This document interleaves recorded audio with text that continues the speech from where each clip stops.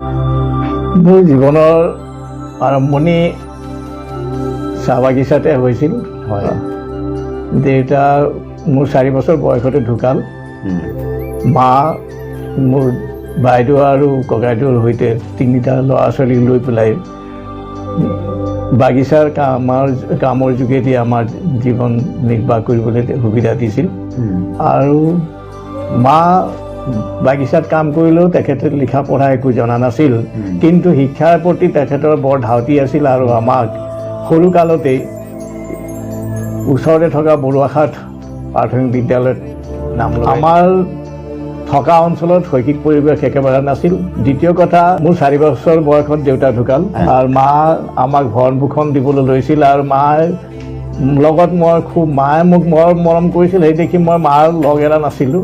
প্ৰায় 8 বছৰ বয়সলৈকে মাৰ লগতে ঘূৰি ফুৰিছিলোঁ। মায়ে প্ৰথম অৱস্থাত বাগিচাত কাম কৰা নাছিল, কিন্তু আমাক ভৰণ পোষণ দিবৰ কাৰণে গাঁৱৰ মানুহৰ ঘৰলৈ গৈ ধান খুন্দি দিয়া, কাৰোবাৰ ঘৰ লেচি দিয়া, কাপোৰ ধুই দিয়া, এনেকুৱা কামবিলাক কৰিবলৈ লৈছিল।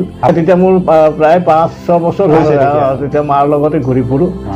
আৰু মায়ে তেনেকৈ কৰিব লোৱাত তেতিয়া ককা দেউতাই দেখিলে মোক স্কুলত দিব লাগে, আৰু বাকী ককাইদেউ আৰু বাইদেউক স্কুলত দিয়াৰ কথাটো চিন্তা কৰি পেলাই কথা হ'ল, ওচৰতে এগৰাকী হৰচন্দ গুপ্তা বুলি বেপাৰী আছিল। তেখেতে মোক বজাৰবিলাকত লৈ যায় আৰু তেখেতৰ লগত থাকি থাকি মোক তেখেতে চূণ বিক্ৰী কৰিবলৈ শিকাইছিল আৰু এক্টিং চূণ আনি পেলাই মোক দিছিল। প্ৰথম অৱস্থাত এক্টিং চূণ আনি পেলাই তেতিয়া 2.5 টকাত টিং পোৱা গৈছিল। 2.5 টকা দি চূণ আনি পেলাই মোক চমজাই দি পেলাই কৈছিল যে তুমি বিক্ৰী কৰা, যিটো লাভ পাবা সেইটো তুমি ৰাখিবা, বাকীটো মোক 2.5 টকা ঘূৰাই দিবা। আৰু তেনেকৈ কৰি 2-3 বাৰ তেখেতে দিয়াৰ পিছত তেখেতে দেখিলে মোৰ হাতত 3 টকা পইচা গোট খাইছিল। তেতিয়া টকা লৈ পেলাই তেতিয়া তেওঁ নিজে চূণৰ টিং আনি পেলাই 2.5 টকা ৰাখি পেলাই মোক বিক্ৰী কৰিবলৈ শিকালে। তেনেকৈ মই প্ৰায় 3-4 বছৰলৈকে চূণ বিক্ৰী কৰিছিলোঁ। আৰু তেনেকুৱা অৱস্থাতে মোক ককা দেউতাই স্কুলত নাম লগাই দি 8 বছৰ বয়সত নাম লগাই দিয়াৰ লগে লগে মই কিন্তু চূণ বেপাৰ কৰিবলৈ এৰা নাছিলোঁ। প্ৰায় 3য় শ্ৰেণী পাছ হোৱাৰ পাছত তেতিয়া ফটো বেপাৰ ধৰিলোঁ। চূণ বেপাৰটো আছেনে? তেতিয়া চূণ বেপাৰ এৰি পেলাই ফটো ধৰিলোঁ। ফটো ধৰি পেলাই তাত ফটো বিক্ৰী কৰিব লোৱাত মানে ক'ত বিক্ৰী কৰে সেইবিলাক? এইটো আমাৰ বাগিচাত দৰমহাবিলাক প্ৰতি উইকলি মানে সপ্তাহত শুকুৰবৰীয়া বজাৰ হৈছিল, আৰু ওচৰতে দেওবাৰ বজাৰ হৈছিল। শুকুৰবাৰ আৰু বুধবাৰে পিছবেলা বজাৰত যাওঁ, আৰু দেওবাৰে মই ৰাতিপুৱা সময়ত বজাৰ কৰোঁ। পঢ়াৰ ব্যৱসায় মই একেধৰণে আগবঢ়াইছোঁ। তেতিয়া মোৰ তেনেকুৱা জ্ঞান নাছিল। মুঠৰ ওপৰত বেপাৰ কৰোঁ আৰু স্কুললৈ যাওঁ। ছাৰসকলে মোক মৰম কৰিছিল আৰু সদায় স্কুললৈ আহিবলৈ কৈছিল। মাও মোক কৈছিল তই স্কুল যাবি, পঢ়া শুনা কৰিলে ভাল মানুহ হবি, নপঢ়িলে কিন্তু তই ভাল মানুহ হ'ব নোৱাৰিবি। সেই কথাখিনি মনত ৰাখি মই স্কুললৈ গৈছিলোঁ আৰু মই পঢ়া শুনাত আগবাঢ়ি গৈছিলোঁ। ছাৰসকলে মোক আগবঢ়াই নিছিল আৰু ছাৰসকলে জানিছিল। মই যেতিয়া খুমটা হাইস্কুলত প্ৰথম 4ৰ্থ শ্ৰেণীত নাম লগাওঁ, তেতিয়া ছাৰসকলে মোৰ অৱস্থাটো বুজি পাইছিল। আৰু মই কৈছিলোঁ, ছাৰ মই কিতাপ ফটো বিক্ৰী কৰোঁ, মোক বুধবাৰে আৰু শুকুৰবাৰে ছুটি দিব লাগে।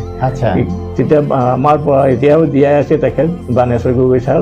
তেখেতে কৈছিল তই যদি ভালকৈ পঢ়া শুনা কৰিলে আমি ছুটি দিম, কিন্তু তই পঢ়া শুনা স্কুল ক্ষতি কৰিলে কিন্তু ছুটি নিদিওঁ। তেতিয়া মই কৈছিলোঁ মই ক্ষতি নকৰোঁ ছাৰ, মই বুধবাৰে আহিম স্কুল, মোক এবেলা ছুটি দিলেই হ'ব। এবেলা তেখেতসকলে মোক ছুটি দিছিল। আৰু মই পঢ়া শুনাত ভাল থকাৰ কাৰণে স্কুল ক্ষতি কৰা নাছিলোঁ।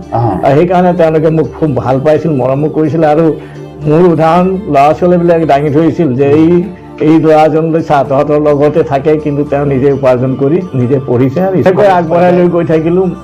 ককাইদেউ আছিল, তেখেতৰ ঘৰৰ পৰা ওলাই গ'ল, বাইদেউ থাকিল, বিয়া হ'ল। তাৰপিছত মই খুমটা হাইস্কুলত মই মেট্ৰিক পাছ কৰিলোঁ। মেট্ৰিক পাছ কৰাৰ পিছত মই পাছ কৰাৰ লগে লগে গোলাঘাটৰ DR কলেজত নাম লগালোঁ। তেতিয়া মই বুজি নাপাওঁ আৰ্টছ ছায়েন্স কমাৰ্চ কি আছিলে। মুঠতে মই এডমিশ্যন ল'বলৈ গ'লোঁ, আৰু তাত মোক ক'লে যে কিহত এডমিশ্যন ল'বা বুলি। মই ক'লোঁ বোলে মই বিজ্ঞান ল'ম। বিজ্ঞান লোৱাৰ পিছতে মই চাইকেলেৰে ঘৰৰ পৰা অহা যোৱা কৰিছিলোঁ। প্ৰায় 15 মাইল হয়। 1974 চনত মই BSc ফাইনেল পৰীক্ষা দিওঁ আৰু উত্তীৰ্ণ হয়। এই মাহছোৱাত মই বেপাৰো কৰিছিলোঁ প্ৰথম কথা। দ্বিতীয় কথা, মই ভাবিছিলোঁ ছাত্ৰ জীৱনটো এটা বৰ মূল্যৰ জীৱন, পঢ়া শুনা কৰা জীৱন। আৰু মোক সেই সময়তে মই দেখিছিলোঁ মই ষ্টেনগ্ৰাফ কিতাপৰ ব্যৱসায়টো মই জেনেৰেলি ক্লাছ 8 মই যেতিয়া ফটো বিক্ৰী কৰিবলৈ লৈছিলোঁ তেতিয়া গোলাঘাটৰ ফটো আনিবলৈ যাওঁতে তাৰ যিজন দোকানী আছিল ভাগৱত প্ৰসাদ লাধিয়া আৰু পূৰ্ণচন্দ্ৰ গোস্বামী তেখেতসকলে ক'লে যে তুমি ধৰ্ম কিতাপ লৈ যোৱা ফটোৰ লগত তুমি বিক্ৰী কৰিবা আৰু বিক্ৰী নহ'লে তুমি কিতাপ ঘূৰাই দিবা। আচ্ছা, কিন্তু মই বজাৰত মেলি দিয়াত ধৰ্মীয় কিতাপবিলাক নাম ঘোষা হ'ল, প্ৰাৰ্থনা কিতাপ হ'ল, হুঁচৰি বিহুগীত এইবিলাক কিতাপবিলাক বজাৰত মেলি দিয়াত বজাৰত মানুহবিলাকে এই কিতাপবিলাক পাই বৰ ভাল পালে, তুমি লৈ আহিবা ধৰ্ম কিতাপবিলাক আমি কিনিম। তেনেকৈ বিহৰা বজাৰো কৰিবলৈ লৈছিলোঁ। তেতিয়া বিহৰা বজাৰ যাওঁ আৰু বাকী দুটা বজাৰত কিতাপৰ ব্যৱসায় চলাইছিলোঁ। আৰু মই লগতে সেই সময়তে ষ্টেনগ্ৰাফাৰ বুলি মই কৈছোঁ, সেইখিনি পাছ কৰাৰ কাৰণে মই ইংলিছতে ষ্টেনগ্ৰাফাৰ কৰি 2 বছৰীয়া কোৰ্চ মই ডিপ্ল'মা লৈছিলোঁ আৰু তাৰ ইণ্টাৰভিউ দিছিলোঁ 2-3 ৰেলৱে ডিপাৰ্টমেণ্টতো চাকৰি। আৰু লগতে মই হিন্দী পঢ়িবলৈ এই ভাগৱতী প্ৰসাদ লাধিয়াই কৈছিল তুমি হিন্দী জানা, হিন্দী পঢ়িব পাৰিবা, তুমি হিন্দী কৰা। মই ক্লাছ 8তে মোৰ লাৱণ্য কাকতি বাইদেউ আছিল হিন্দী শিক্ষক, তেখেতে মোক হিন্দী চিনাতলি হাই স্কুলত চেণ্টাৰ আছিল, তাত হিন্দী পৰীক্ষা দিয়াইছিল। পিছত মই গোলাঘাটৰ পৰা ক'ভিড পাছ কৰিলোঁ আৰু 1972 চনত মই ৰত্ন পাছ কৰিলোঁ।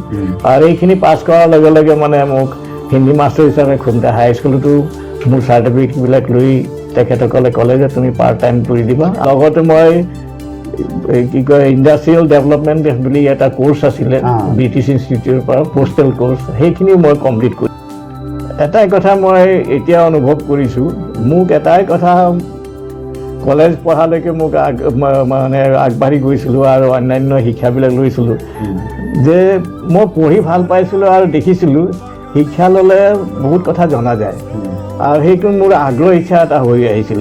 মাটো লিখা পঢ়া নাজানিছিল, ককাইদেউ আছিল গুচি গ'ল বাইদেউ নথকাত, কিন্তু মা কোনোদিন বাধা দিয়া নাছিল, পঢ়ি থাকিব কৈছিল। আৰু মই বেপাৰ কৰিছিলোঁ, কেতিয়াবা মাকো সহায় কৰিছিলোঁ।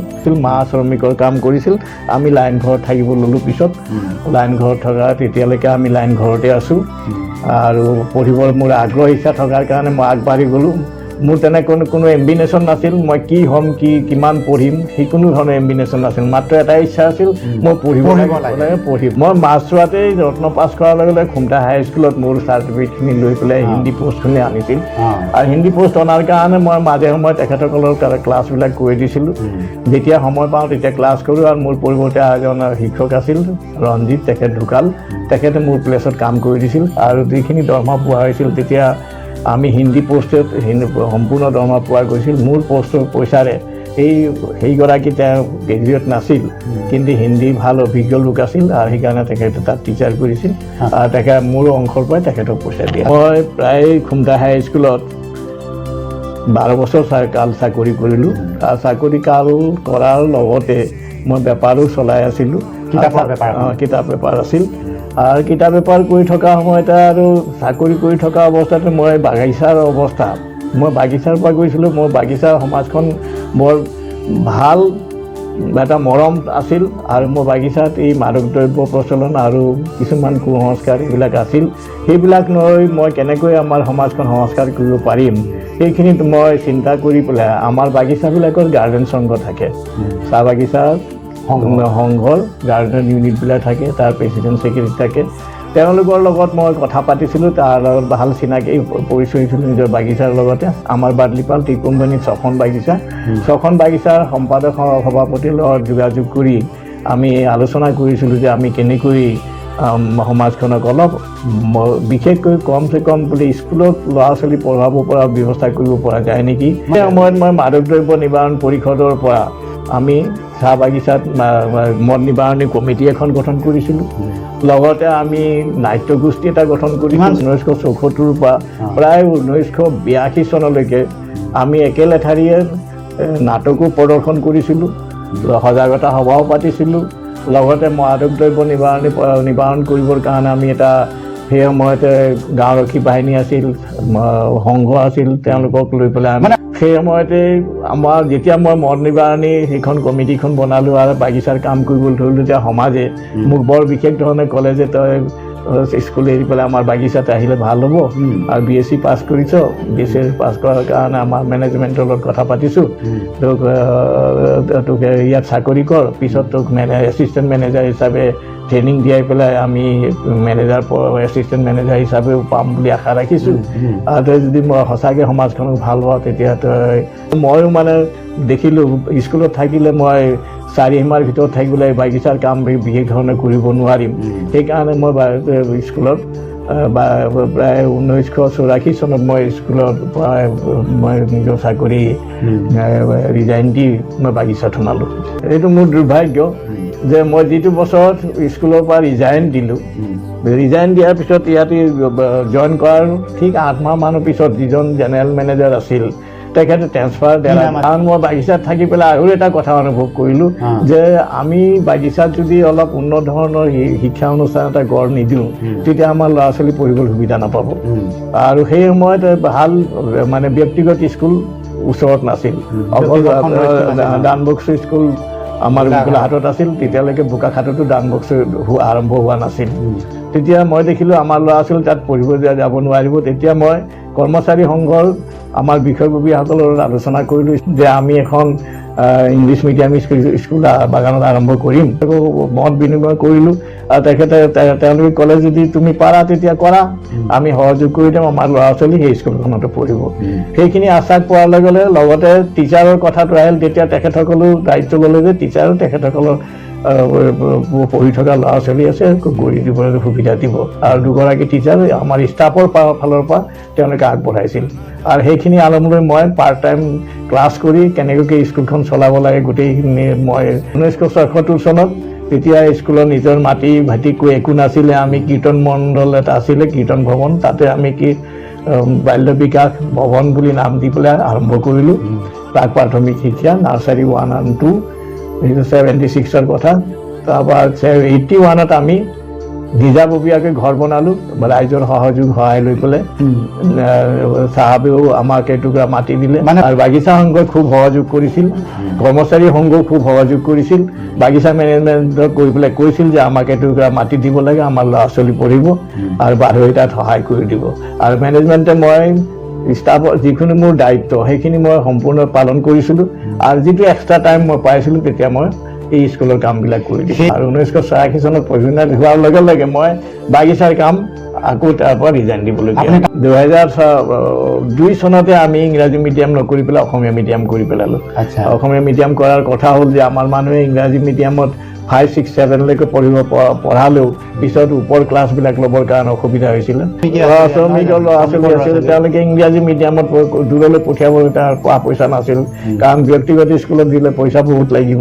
অহা যোৱাৰ ব্যৱস্থা নাছিল সেইকাৰণে আমি সিদ্ধান্ত ল'লোঁ যে আমি ইংলিছটো বেছিকৈ শিক্ষাটো দিম গুৰুত্ব দি পেলাই লগতে গভৰ্ণমেণ্টৰ যিটো চিলেবাছ আছে সেই চিলেবাছ সেইখিনি চলি থাকিল আৰু আমি হাইস্কুলো আৰম্ভ কৰিলোঁ 2006 চনত আৰু 2017 চনলৈকে আমি হাইস্কুল চলালোঁ তেতিয়া 2018ত আমি স্কুলখন মই বন্ধ কৰিবলৈ বাধ্য হ'লোঁ যিহেতু মই অকলশৰীয়াকৈ মানে হাইস্কুল শিক্ষা দিয়াটো সম্ভৱ নহ'ল কাৰণ যিসকল শিক্ষক আছিল তেখেতসকলে অন্যান্য চাকৰিত সুবিধা পালে তেখেতসকলে গুচি গ'ল এনেইতো পৰিকল্পনা ক'বলৈ গ'লে আমি যি এনেধৰণে পৰিকল্পনা ভাবিব বিচাৰোঁ তেনেকুৱা মানে সমাজখন উন্নত নোহোৱাৰ কাৰণে আমি পৰিকল্পনা কৰোঁহে কিন্তু আমি বাস্তৱত মই চিন্তা কৰিলোঁ যে শিক্ষা দীক্ষাৰ ক্ষেত্ৰত মই স্কুলখন বনাইছোঁ ঠিকেই কিন্তু মই সমগ্ৰ চাহ জনগোষ্ঠীসকলক সমাজখনক সাঙুৰিব পৰা নাই মই এটাই চিন্তা কৰিলোঁ আমি কিতাপ লিখোঁ হয়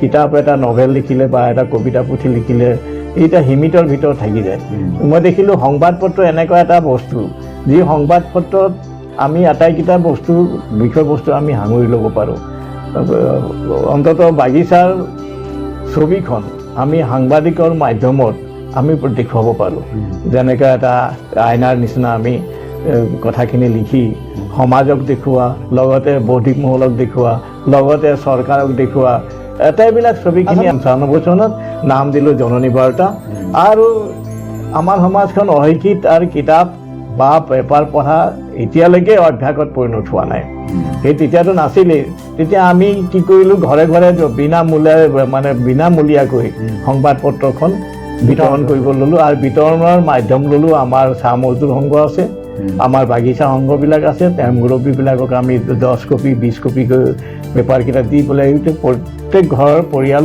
লিখা জনা পঢ়া থকা পৰিয়ালক দিব লাগে আৰু পঢ়িবলৈ শিকাব লাগে আৰু এইখিনি পৰিকল্পনা কৰিলোঁ আৰু তেতিয়া পা পইচা আমাৰ হাতত নাছিল বৰ বিশেষ তেতিয়া মই দেখিলোঁ অলপমান পইচা যদি মোৰ ৰাহি হোৱা পইচাখিনিকে মই যদি সমাজৰ কামত লগাব পাৰোঁ মোৰ মনটো ভাল লাগিব কাৰণ এটা হাবিয়াছ এটা মোৰ আছিল যে মই কিবা সমাজখনক দি যাওঁ বুলি আৰু সেইকাৰণে মই নিজৰ ব্যক্তিগত পইচাৰে খৰচ কৰিব ল'লোঁ প্ৰথম সমাজৰ পৰা সহায় বিচাৰিছিলোঁ কিন্তু সমাজে বাৰে বাৰে মোক সহায় কৰিবলৈ অপৰাগ হ'ল আৰু মাজত সেইকাৰণে 1995 চনৰ পৰা আৰম্ভ কৰা পেপাৰখন মাজত 2 বছৰ গেপ এটা কৰি দিবলগীয়া হ'ল মই যেতিয়া বন্ধ ৰাখিলোঁ 2007 চনৰ পৰা বন্ধ থাকিল পেপাৰটো 2 বছৰৰ কাৰণে 2 বছৰ প্ৰায় 10 চনতে আকৌ জানুৱাৰীত আৰম্ভ কৰিলোঁ তেতিয়া মই যিখিনি কাল বন্ধ ৰখা সময়ত মই শান্তিৰে থাকিব পৰা নাছিলোঁ মই যেন কিবা এটা অপৰাধ কৰিছোঁ সমাজক তেনেকুৱা ভাৱ এটা হৈছিল মই কিবা আধৰুৱা কৰিলোঁ তেনেকৈ খুব মোৰ মনে শান্তি পোৱা নাছিলোঁ সেইকাৰণে মই ভাবিলোঁ মই নিজে আকৌ আৰম্ভ কৰিম আৰু মই দৰমহা পইচা যিটো পাম তাৰ পৰা এটা অংশ খৰচ কৰিম আৰু সেইটো অংশ লৈ পেলাই আকৌ 2010 চনৰ পৰা পুনৰ আৰম্ভ কৰিলোঁ আৰু চলাবলৈ আৰু এতিয়ালৈকে আমি RNI যিটো হ'ব লাগে সেইখন ৰেজিষ্ট্ৰেশ্যন কৰাইছোঁ ইণ্ডিয়া গভৰ্ণমেণ্টে আমাক ৰেজিষ্ট্ৰেশ্যন দিছে অসম চৰকাৰৰ মাজে সময়ে এটা দুটা এডভাৰটাইজমেণ্ট দিয়ে কিন্তু আমি অসম চৰকাৰে যদিও আমি RNI ৰেজিষ্ট্ৰেশ্যন পালোঁ অসম চৰকাৰে এতিয়ালৈকে তেওঁলোকৰ এডভাৰটাইজমেণ্ট লিষ্টত আমাৰ পেপাৰখন ইনক্লুড কৰা নাই সন্নিৱিষ্ট কৰা নাই কাৰণলৈ মই বাৰে বাৰে আহ্বান জনাইছোঁ আমাৰ মন্ত্ৰী বিধায়ক MLA আছে তেখেতসকলক কৈছোঁ যে চাহ জনগোষ্ঠী সমাজৰ ভিতৰত মাত্ৰ একমাত্ৰ পেপাৰখনে মোৰ পেপাৰ ব্যক্তিগত চলাই থকা পেপাৰ মই নিজৰ পইচা খৰচ কৰি উলিওৱাৰ কাৰণে মই বিফল হোৱা নাই আৰু মানুহবিলাকক মই বিনামূলীয়াৰে দি আছোঁ ৰাইজে কি পাইছে কি নাপাইছে মই নাজানো কিন্তু মই এটা সন্তুষ্ট পাইছোঁ আৰু লগতে কিছুমান ঠাইত মই দেখিছোঁ আমাৰ জননী বাৰ্তাই আমাৰ সমাজখনক অলপ হ'লেও আগবঢ়াবলৈ সক্ষম হৈছে আৰু এতিয়া নতুন প্ৰজন্মই আমাৰ জননী বাৰ্তা পেপাৰখন পঢ়িবলৈ লৈছে বুলি মই অলপ ধ্যান ধাৰণা বাঢ়িছে আৰু এতিয়া আমি সংখ্যাটো অলপ আগবঢ়াই দিছোঁ তেনেকৈ সংবাদ পত্ৰ এটা দাপোনৰ নিচিনা কাম কৰে তেনেকুৱা সাহিত্যখনো আমাৰ দাপোন এটা সমাজত আৰু সেইকাৰণে মই দেখিলোঁ যে আমাৰ অসমৰ যিমান জনগোষ্ঠী আছে অসম সাহিত্য সভাৰ তলত আছে আৰু অসম সাহিত্য সভাৰ তলত থাকিও বড়ো কাৰ্বি মিৰি এইবিলাক যিমান আছে কছাৰী হ'ল তেওঁলোকে নিজৰ সাহিত্য ৰচনা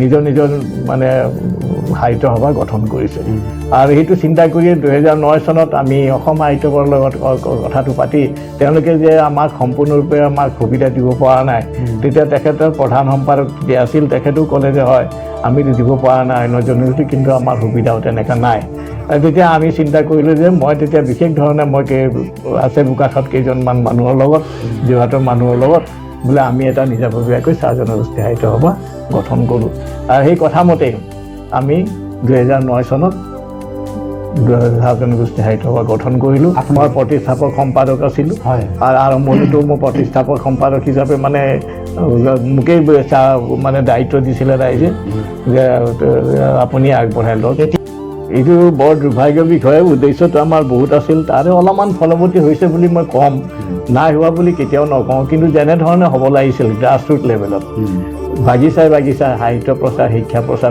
সাহিত্য প্ৰচাৰ সজাগতাৰ সৃষ্টি হওক মানুহে মানুহ হিচাপে জীয়াই থাকিবলৈ চিন্তা চৰ্চা কৰক কিন্তু আমি এতিয়া মানে ক'ব নাপায় যদিও ক'বলৈ বাধ্য আমাৰ বৌদ্ধিক মহলৰ প্ৰায় মানুহবিলাকৰ নৈতিকতা পতন ঘটিছে বুলি ক'ম মই শতকৰা 80% 90% মানুহে নৈতিকতা পতন কৰিছে চবেই নিজৰ প্ৰতিষ্ঠা নাম যথেষ্ট মানে বিয়পাবলৈ যত্ন কৰে যাতে তেওঁলোকে নাম প্ৰতিষ্ঠা হওক সমাজৰ কামটো পিছত ৰাখে নিজৰ নাম প্ৰতিষ্ঠাটো আগত ৰাখে তাৰ বিনিময়ত আমাৰ সমাজখন আজি 200 বছৰ হ'ল অন্য জনগোষ্ঠীতকৈ আজিও পিছ পৰি আছে একমাত্ৰ কাৰণ হ'ল যে আমাৰ যিবিলাক বৌদ্ধিক মহল আছে তেওঁলোকে এনেধৰণে আগবাঢ়িব লাগিছিল একেলগে যিমান অৰিহণা আগবঢ়াব লাগিছিল যিমান চেষ্টা কৰিব লাগিছিল তেওঁলোকে নাই কৰা বুলি মোৰ অনুভৱ ইয়াৰ যদি কোনোবাই কয় দুখ দিছে মই দুখ দিব বিচৰা নাই মোৰ অভিজ্ঞতা কয় আৰু মই বৌদ্ধিক মহলক এতিয়াও আহ্বান জনাম